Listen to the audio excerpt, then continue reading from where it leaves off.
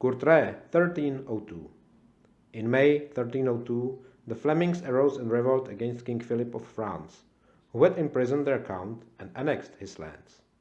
COURTRAI was one of the few towns the French succeeded in retaining. The Flemish army fell back to COURTRAI when Count Robert of Artois invaded the country with a royal French army composed of the feudal array of North France, Italian mercenaries, and Gascon javelin soldiers.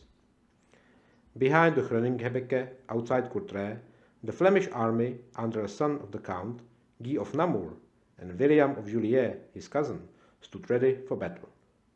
The Flemings were armed mainly with pikes, which they relied upon to hold off the French cavalry. They were arrayed in a long, tightly packed phalanx, with a small reserve under John van Ramesse behind, and another 1,200 men still farther to the rear on guard, in case the French garrison in COURTRAI sallied forth.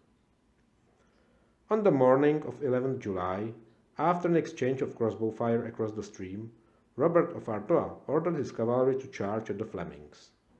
The three lines of men-at-arms were thrown into disorder by their own infantry as they reached the brook. The marshy ground on both sides of the stream caused the 10 squadrons of heavily armored men even more trouble.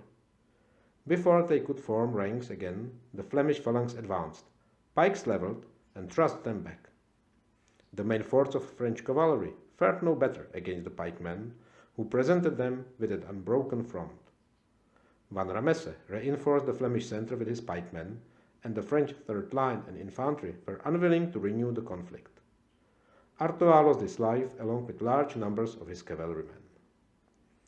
The battle is more important from the military than the political point of view, for it demonstrated that determined pikemen were more than a match for unsupported cavalry. It represented the first major victory of infantry over mounted warriors since Adrianople 1,000 years before.